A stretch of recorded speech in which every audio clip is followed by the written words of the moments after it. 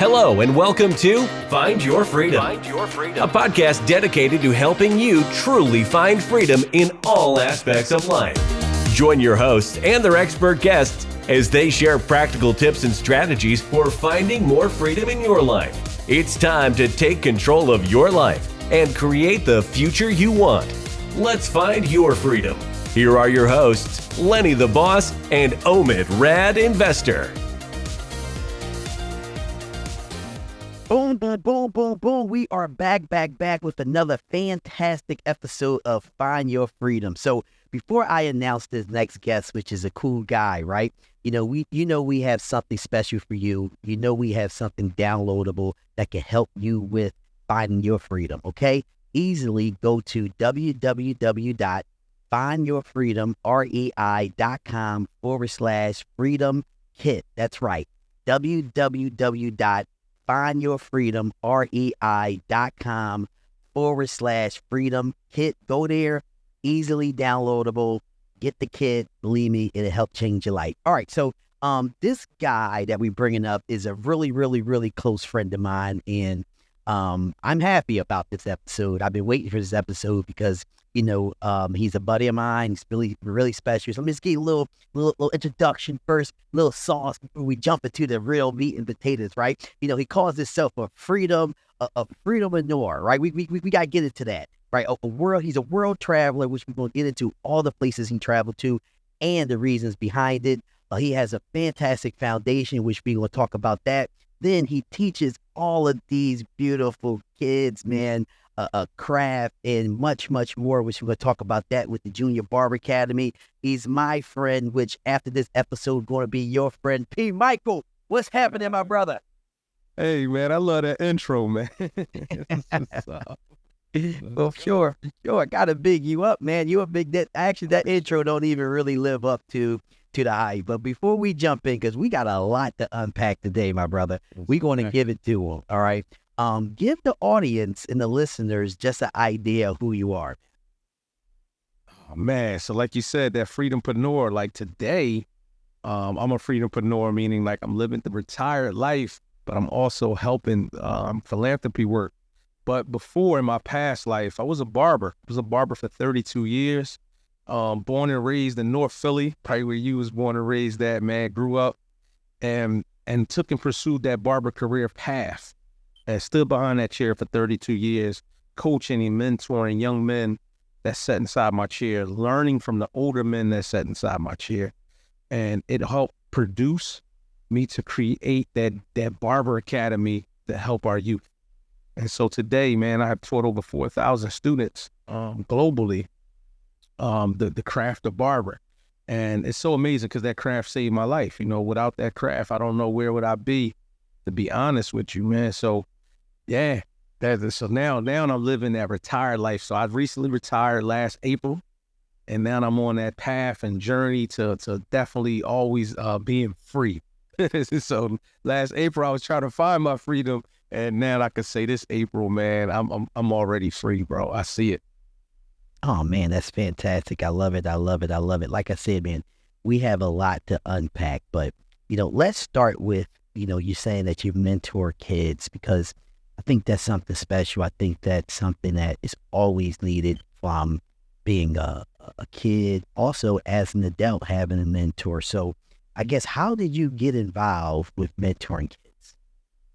Yeah, got it. So I know just thinking about my younger self, for me, just looking at like, what did I need when I was a kid? Like when I first started cutting hair, I was 12 years old, and I didn't have a mentor in that field at 12. And I was like, what would it have been like if somebody would have showed me this? Like, what would it have been like if somebody would have walked me through the process and just was like, this is how you start cutting, right? This is how you hold the clippers. This is what you do. This is how you engage with your clients. So that kind of really like helped me pursue it. But it really started behind that barber chair. It started with talking to young men who was coming inside the barbershop, single mom saying, AP, talk to him. He acting up in school. And I'm like, dang, I used to act up in school. What you want me to tell him? So I just was like, you know what? I would tell him what somebody should have told me. Like, not just the surface stuff, like get yourself together, but hey, what's going on? and open up to me. Like, mom's going outside in the car, me and you are here in this barber chair. Tell me what's happening. And then it'd be like something that the kid will let me know. And I'm like, Dad, I kind of feel your pain on it. Like, I probably would have handled the same situation the same way you did. But could we now handle it better if you can go back and like change it? And then like just doing that behind the chair so much, I was like, yo, this got to turn into something. Like, this needs to be a like workshop. And so I created a foundation, a nonprofit. And I created a workshop, a mentoring workshop, Lynn, that you came to. It was right there in the barbershop. Just talking to the young men about like entrepreneurship, talking to them about just things that their future self could appreciate. And then from there, just creating other workshops and then eventually creating that Junior Barber Academy. And so mentoring them is really like the big key part of it, like talking to them about every aspect of life. That's super special. And before we jump into that Junior Barber Academy, you know, mentoring is so big, and we really need to make sure that everybody understand that. So, so I guess right now, before we jump into this Junior Barber Academy, like, who are you mentoring? Where are you going to mentor these kids? Tell us a little bit about that. Got it, man. So right now, today, I have my own vision center, man. It's a place of vision. I named it Vision because where people lack vision, the people perish. You know, that's a Bible verse. And so I wanted to name this place like a place that kids can come and just like find their vision, right? And so I'm doing that right now in my own space. But before that, I was doing it in the barbershop, like I mentioned. So, you know, just having that setting that was just so comfortable for me and so comfortable for a lot of my customers, that was where the place was really, where all the transformation really was taking place at. But then it got too small. Like, the barbershop was less than 600 square feet. So we talking about 20 kids sitting inside of a barbershop, sitting on top of each other, and the parents like just lingering around like, oh, I want to see what my son is learning, what my daughter is learning. And then for me to say, you know what, we just got to get a bigger space. So now today we got the Vision Center, and that's 1,500 square feet, man. I'm so proud of that place. But yeah, I'm mentoring them there. Also, I go inside the schools. So a school might call me and say, hey, we got, you know, bodies of students right now. We got like 200-300 students that can use your service. Can you start with a small group of 20 at a time, just one class at a time? So I'll come into the schools and facilitate my program there as well. So that's been kind of dope too, man. And I also had an opportunity to travel to Africa, to South Africa, and go and mentor a group of 47 students inside of an orphanage called Little Roses. It's down there in Soweto, man. It was just like a dope experience, talking to these young men, talking to the women, the young girls, and giving them encouragement and empowerment that I think they needed at that moment. And so, like you said, mentoring is so important. And I just wanted to be their mentor. And I was able to do this like on a global scale. So that's in South Africa, but also in East Africa, which is like hundreds and hundreds of miles away, a whole nother country, but just same part of the continent. I was able to do the same thing at another orphanage called One Day Yes. And One Day Yes, it was like the children was like really, really small, but I was able to like read a children's book that I wrote to the children, teaching them the English version of the children's book, and just connecting with them, helping with their homework and everything. So it was fun. That's great. That's great. Well, let's stick right there, man, because, you know, you are a world traveler, and I think if anybody follow you on social media, you know, they know that you go like everywhere, right? Which is super cool. But your places that you pick and you go are purpose driven. And can you just share just a little bit about that? Because I think that might be the part that people don't know, is that you go to places for a reason. So can you just give us just a few places you went to and the reasons why you went there? Gotcha. Yeah, so top of the list, gonna always be that continent, Africa. I went there because I got invited. A good friend of mine, he was over there doing some work, and he was like, yo, P, I think they need you, man. And off my own dime, you know, no grants, no funding or nothing, I was like, yo, I'll be there. Like, this is something I want to do. I felt like I was called by the Spirit. It was an invitation physically asked, and I was like, yo, let's go. And so on your way to like Africa, you got to hit like the Middle East first. So when you leave in the United States, you got to fly over to the Middle East. And so I was like, yo, you know, one day I'm going to come back to this Middle East part because I'm just here for a layover. And I ended up stopping at Dubai.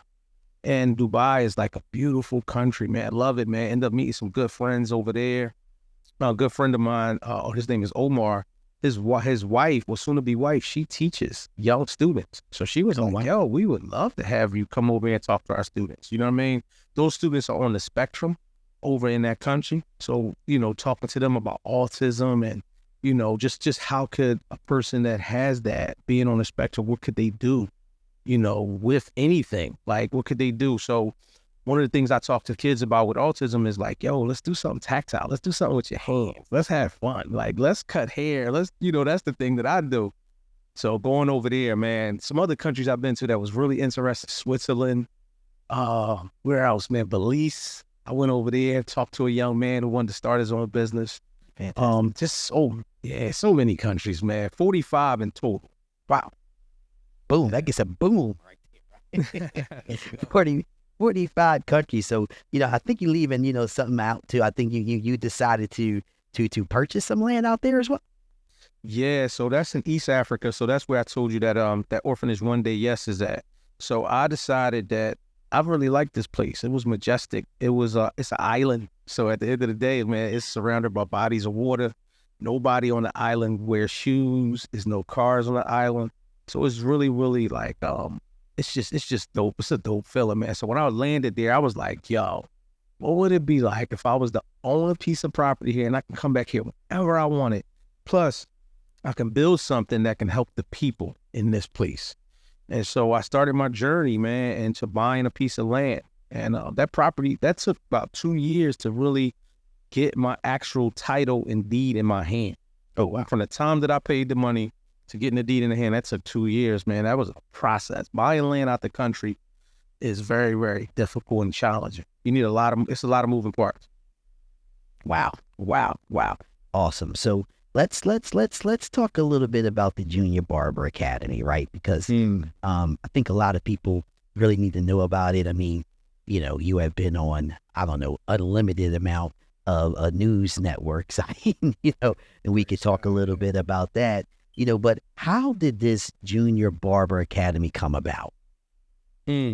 So I remember one time I was sitting inside the barbershop, and a good friend of mine, he came in, he brought a kid in, and he was like, hey, P, can you give him a bald head? I'm like, yeah, 13-year-old kid, like, you need to get a bald. He had a hat on at the time. So the kid was a little upset about it. And he was just like, Dad, I got to get my hair cut off. I was just training it for waves. I had my waves in popping. And I was like, Dad, what happened? Why do you have to get this? And he was like, well, I'm going through chemotherapy and my hair is starting to fall out. And so I'm sitting back. I'm like, all right, cool, man. Let's go through this motion. It was definitely emotional for him and me. So I'm cutting his hair. And my friend just popped up and he was like, yo, man, P, if he got to get the baldy, I'm getting the baldy too, man. I'm going to support my little bro. And I thought that was very honorable. And so when it was his time to sit down in the chair, get the baldy, I was like, the kid name was Nasir. I was like, yo, Nas, you going to come over and help me? He was like, yeah, his eyes lit up. And so I gave him the clippers and I'm showing him how to do the bald head. I'm like, this is how you do the motion, and tell him all about it. And I was like, yo, you really like this, huh? He was like, yeah. So what would it be like if I taught you how to cut hair? Would you want to do it? He was like, absolutely, yes. He was like, man. He's like, then I can cut my little brothers. He's like, my mom ain't got to pay the barber. She can pay me. So I was like, I like that energy. I said, come on, let's go, man. I said, I asked his mom, was it okay if I taught him? And she was like, absolutely. She was like, he just got to finish his chemotherapy treatments. And once he's done, then we can come over here and he can come on Saturdays and just learn from you. I said, let's get it. And so I noticed a few weeks that went by and I didn't hear from him. I didn't hear from his mom. And I just decided to reach out to my homie, like, hey, what's going on, man? How Nas doing? He was like, Dad, I meant to call you, P, but last night Nas passed away. And he was just like, the cancer had got so aggressive that it took his life, even with being on chemotherapy. And I was like, wow, like I met this 13-year-old kid like one time in my life. And in him, I seen me. Like when I was 12 and started cutting hair, I was excited about it. And I was like, yo, what would it be like if I taught another person like myself, like right where I was at?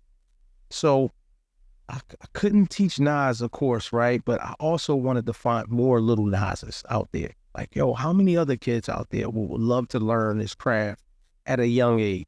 And so I went on social media. I went straight to Instagram, and I was just like, yo, I put a post out there. I'm talking to the camera. I'm like, what would it be like if I started teaching kids how to cut hair? Let me know if that's a good idea. Right in the comments. And man, that was the first time I seen my Instagram blow up for me, right? It was like 12, 15 comments. And that felt good. Like people just saying, yo, I think you're the guy for the job. Like, absolutely. That's a great idea. And so I started the academy, like on the tip, like, I just want to find more Nasirs. I just want to find more kids that remind me of me when I was little. And we created the academy. The first time people came in, it was about 5 kids, man. And I was just like, I can't wait. I was so excited, man. I was just teaching everything. And then eventually I had to grow and build it. And then the next time I had a program, a cohort, it was like 10 kids. The next time it was 15 kids. Next time it was 20 kids. And I was just like, yo, this thing is growing and it's getting out of control, right? And I need to focus and learn how to become a better teacher. Because right there, I just got passion, and I knew it. I got like crazy passion. I'm super excited about it, right, Len? But the main thing was let's put some structure behind this. And so I started sorting out teachers that I was cutting. Like, yo, I knew people that I cut that was teachers. And I was like, yo, like, what's the model behind teaching? Like, what did y'all go to school and learn? And they was teaching me little processes and tips. And I started bringing them back into my academy, just kind of making sure I build the curriculum and had like a start to finish. I had things like an exit ticket that the children would learn, like, hey, what can exit them from the program to say that they learned it, right? And then I learned the model that I teach by, which is I do, we do, you do. Meaning I do the process. They see me cut hair, then we gonna cut hair together, and then you gonna cut hair by yourself. And that's the exit ticket, once you're able to do it on your own. And so, man, creating that curriculum and just building it and always fine tuning it today. You know what I mean? Always making sure I put things in it, take things out that's probably not necessary. And man, this academy has just been growing and growing. So I'm excited about that. Hey, listen, this is super inspirational. This was inspired by, a kid who came to the barbershop to get a haircut and unfortunately had to get a bald head due to some health issues with cancer. And and he helped you see something within yourself that you were able to sit here and now teach over 4,000 students so far, when it comes to this. Now, there's a couple of things I want to unpack here. All right. One, it sounded like it just was a passion hobby of yours when it first started. And as it grew, it had to turn into much more of a business structure, I'm going to say. And one of the key things I heard you say is that you went out and, got some help in the areas that you needed some help in. So can you talk a little bit about that? Because I think there's so many people who have a bunch of passion and lead with passion and don't know how to make that transition to take that passion and make it business-like. Yeah, absolutely. And so that's the thing, right? We got crazy passion, and that means we're willing and able to do the job. But can we do the job effectively? That's the most important part. And so, like you said, like I had to go out and make sure I get the right understanding of how to build this if it's going to be sustainable. Meaning with my passion and trying to just do it for free, I could have just did it, but then eventually it would have died out. Like bills would have came in, something else would have took over, and I could have said, oh, well, this thing ain't making me no money. This thing is hard. I could just let it go. But when it was time to make this, I was like, yo, how can I make this another stream of income? It's in my niche. It's in barber. So how can I make this a business, right? And so, yes, learning the model of how to be a better teacher was important. To be a better leader was important. And also infrastructure of how this space is going to move. Because you can't keep doing this in your barbershop fee if 20 kids are coming. That means 20 parents are right behind them, right? And this little space can't work. So building it out, it took a lot, man. But I think it's important that everybody know that, you just start off, just like if you're a baker, right? You can start off by baking cookies and you can sell them out your house. But if that thing look like it's taking off, then you need to go expand. And how would you expand is definitely seeking out mentors in that space, right? Seeking out help and even paid help, right? Paying for more knowledge and more education. You know, I believe in paying for that. I believe in, you know, somebody can fast track my knowledge. And so, yeah, putting the structure behind it and making sure that this thing is a entity. So even getting the right paperwork and right licenses involved. And one of the things that I had to do was I went and got my barber teacher's license. And that's like the masters for your barber. Like I'm like the highest level of barber you can find, right, on the earth. And so, yeah, when I got my teacher's license to make sure I'm qualified and able to teach somebody, right, start to finish, from the time they pick up a pair of clippers for the first time, always to the time it's time for them to take the test and become a licensed barber themselves. You know, and definitely having to make sure that I had the right paperwork involved and, you know, making sure that I'm a 501c so that I can accept grant money and I can accept grants that I can now give away scholarships to this program. But then I had to put a pay cost to this program. It couldn't just be free anymore. So we had to make sure we put a price point that was affordable to families that I were attracting, my primary target, right? My customer persona, like the people I am, you know, currently, the audience I'm currently trying to see, I had to make sure that they can afford the price point. And so, yeah, I got this other number that I really wanted to charge. But then it's like, could they afford this number? And I had to make it make sense. But I think with being a 501c helped out, well, especially people like yourself, Len, when you always donate to our organization and we send texts out and emails out to people, they donate. That helps keep the pay structure at a great price point for parents, especially single moms. You know what I mean? And so, yeah, it's a lot. When you go to like doing something you love to do and then saying, okay, how can I make this another revenue stream for myself, right? You're going to have to put a lot into it. That's awesome. That's awesome. So, you know, you mentioned the 501c, and I want to talk about that a little more along with your foundation. But, you know, I do have one, you know, question that I do want to ask. And there's a few things that you do within your Junior Barber Academy, which sets you aside from everyone else. Obviously, Junior Barber Academy says that you're going to teach them how to cut hair, right? You know, but what are the other major things that you teach, you know, there? Because I think they are probably as equally important or might be even more important than you showing them how to cut hair. That's a fact. That's a fact. Let's unpack that. So what I noticed in my academy is that a lot of parents were but like signing their children up without even asking the child, is this something they want to learn to do, right? And of course, barbering is the allure. That's the hook. That's the attraction. But it's like, I noticed that it was about 70% when I did the data of kids that really just didn't want to learn how to cut hair that were coming. And I was like, well, how can I service them and they still leave with something? And so this is the part where we add on the soft skills. I was like, okay, in barbering, it's a lot of soft skills that can be transferable to other career paths, right? And we talk about time management. That's effective everywhere. We talk about effective communication. I got to learn how to communicate with people every facet of life, right? And so we add these things I built onto this program, and I was like, okay, let's build out this curriculum. Let's identify all the soft skills that's needed and necessary to become a good barber. And when I looked at those soft skills, I was like, oh, wow, you could use this to go be anything in life. You could use this one to be anything in life as well. So we added those pieces in. So at the core of it, yes, you're going to learn how to cut hair, but you also going to learn how to show up on time. You also going to learn how to be professional and show up in the right space and show up the way you need. You also going to learn how to talk to different individuals, because that's one thing in the barbershop. We got to talk to people from all walks of life. You know what I mean? And so, yeah, adding those soft skills in, you're right, they're equally important. But that way, when a student leaves my academy, even if he or she did not want to learn how to cut hair, we still made sure they left with something, because I do tell them about, you don't have to be a barber to own a barbershop. You don't have to be a barber to buy a piece of real estate and say, this is going to be a business for other people to work in, and I'm just going to own it. Or I'm going to even manage it, right? Or I'm going to even create a tool that barbers can use and make their job easier. So because you now understand what it takes to cut hair, go out there and create, go out there and build. And that's what the House of Vision is all about, man. Wow. That's motivational right there.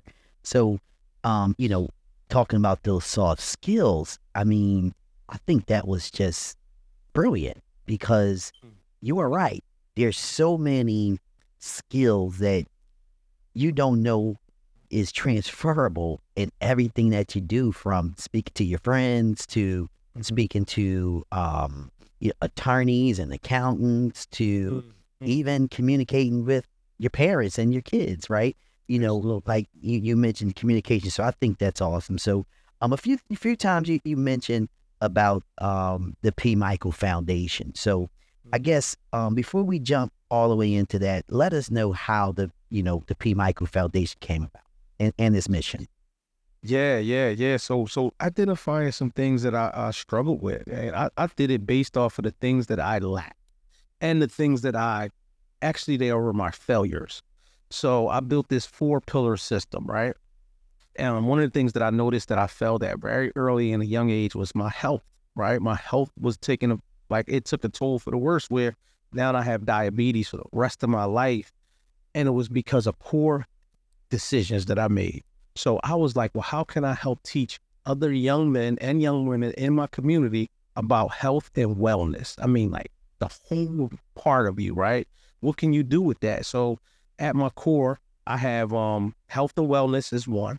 I thought about the things about like my finances, like, yo, man, I owed the creditors for the door. Like I was 19 years old and I already had like $15,000 in debt, credit card debt at 19. I was like, somebody didn't tell me something. Well, I didn't have the right information. So what it would look like if I was to help somebody with that information, because I have raised from owing $15,000 in debt to eventually getting an 800 credit score. So I was like, you know what? I failed at that department. Let's teach it, because I actually overcame it, right? Same thing with that health and wellness. I got up to about 310 pounds at one point. When I found that I had diabetes, I ended up going all the way down to 235 pounds. I lost 100 pounds, man, and made some great decisions. So I was like, okay, area that I failed at one point, this is what's needed to be taught. Same thing with the financial literacy. This is what's needed to be taught. Then I started thinking about like the mentoring part, right? How I didn't have a mentor growing up, and there was so many things I wish I could have had privilege of. So I want to be there for somebody else. So then we add the mentoring piece to it. And then the last piece is the Junior Barber Academy. That's a little program all by itself, but it's just like, it's some things in my life, because when I first took the barber exam straight out of high school, being super passionate about this profession, it was time to really start learning it. And I didn't put the full attention that I should have. When I took the barber test for the first time, I failed it. And I didn't have anybody to like pick me up and say, yo, come on, don't worry about it, we could try it again. I was just like, I failed it. Oh, okay. But I'm gonna still be a barber. And that wasn't the right mindset, so I needed to be told something different than what I chose. And so I failed at that. But then I went back eventually years later and took that test again, and I aced it. But I had to go to barber school twice. I mean, that's like almost paying for college twice in your life. You know what I mean? So I had to go pay. That cost me money, but that was also a piece of failure. And I was like, well, how can I support other individuals, especially young men that's in my community? How can I support them if they go through that same process? And so that's why we also built these, we built these core pieces inside this foundation. So I was like, yo, this is it. This is the P. Michael Boone Foundation. All my failures, but I survived them, and I got through them. So that's what we built it for. Hey, that's great. Now, I'm gonna be honest, I'm not sure if I knew that. Oh, wow. Yeah. I knew about all your activities, of course, but I didn't know that the 4 pillars came from your failures. And I think I just think that's brilliant, because it's something that you live through, and it's a pain that can be related to, and then you can actually help people to get over that challenge. So I think that I'm kind of blowing my mind. I'm fanning out right now. So, Appreciate you. So that was awesome. So quickly, if you could, because there's different, categories of building, foundations. And I believe you have a 501c. So can you just give me real quick just the difference between, I don't know if it's one or two out there, so just the listeners can get an idea of the difference between the foundations? Absolutely. So I have a 501c3. And so that's a nonprofit, meaning we do not take home a profit, but we can collect payment, but we will always disperse the payment back to the people. So somehow, some way, we'll always give the money back, whether that's through scholarships, whether that's through free events that we do for the children, or we do like homeless community drives, like drives for the homeless. So we feed the homeless a lot. So we got to give it away. And then I also have Len, a 501c6. And that's another organization. And that's just a different one where, okay, we're a trade association. We're going to make money off of the people paying into like a subscription base for the trade. But the money we make, we put back into the community. So yes, we could take subscription. We can make over $100,000 in a month, possibly from subscriptions, but we could charge a $99 fee and we can get 1,000 people inside this membership, and now they could pay $100,000. We're making $100,000 a month, but we have to give the money back to the people. So that's the 501c, because that's a trade association. So those are the only two I really know about, because those are the ones that I actually had.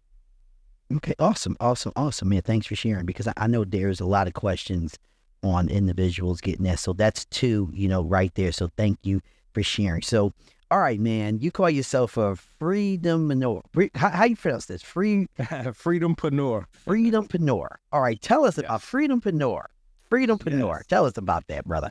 So as you guys should already know this, man, I'm an entrepreneur at its finest. Like barbering was my catalyst, but for real, entrepreneurship is really what it's all about. Like figuring out how to create income from thoughts and ideas, right? So that's an entrepreneur. That's my definition of an entrepreneur.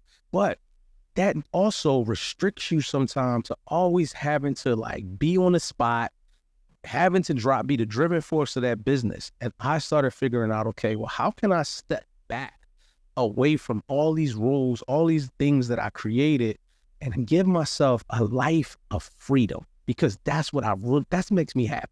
Going away on vacations and going away on trips and just having nothing to do, not even getting a signal on your phone because you like off the grid, taking these 17-hour plane rides where you can't have service for 17 hours. I was like, wow, this gives me a good feeling. Like I got enough time to read a book. I got enough time to journal and come up with newer ideas. And I was like, how can I do this more? And I looked at this term and I was just typing in like freedom, and I seen a term that said freedompreneur, and I was like, oh my God, somebody already got it, right? Because I was going trade work because that was dope.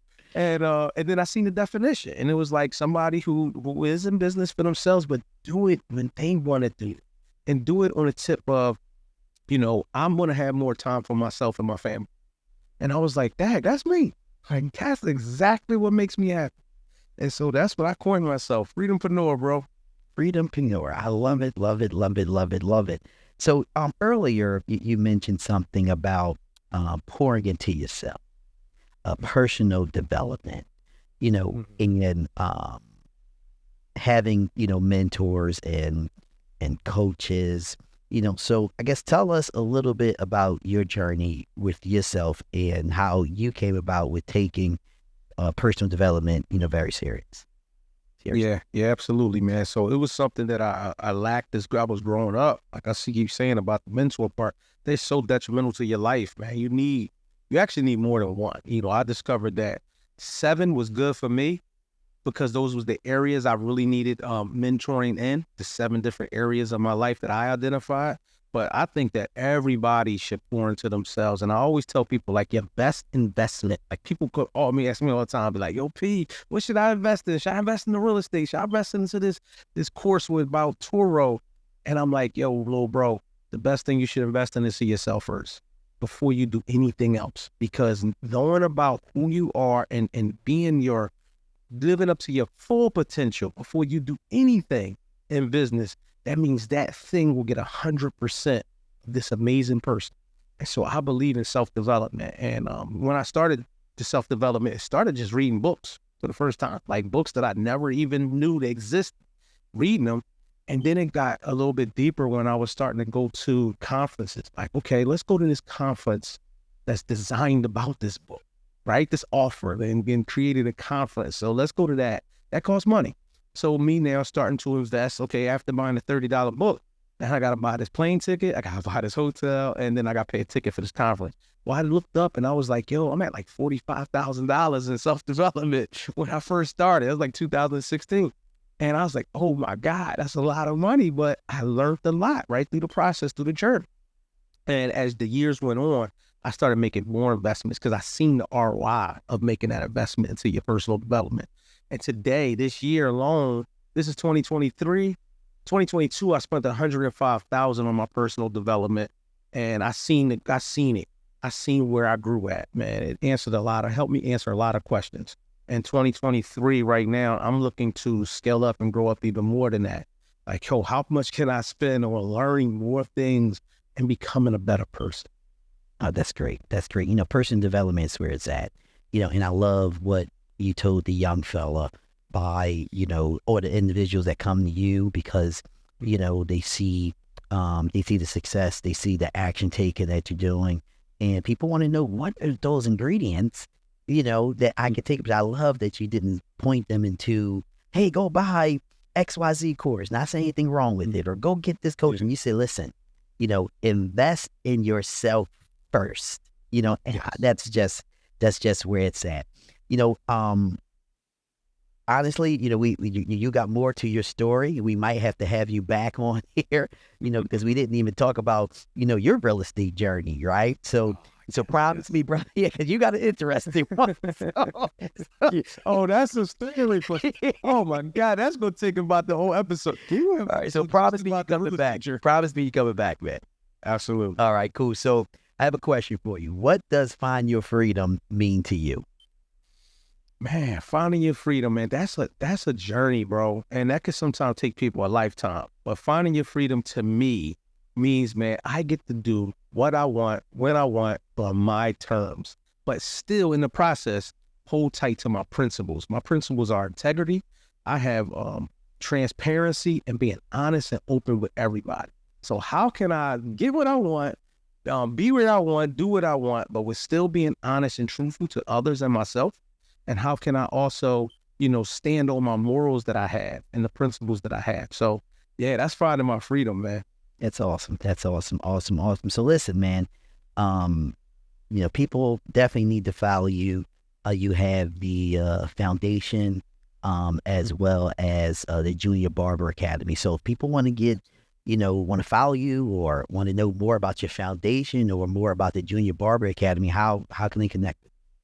Yes. So we got a website. It's called the pmichael.org, and that's PMICHAEL.org. So that's the website for the foundation. Then we got the juniorbarberacademy.com. So just junior spelled out one complete word, JUNIOR, then barber, BARBER, then academy, ACADEMY.com. And on social media, Junior Barber Academy, and you can look up P. Michael, any platform.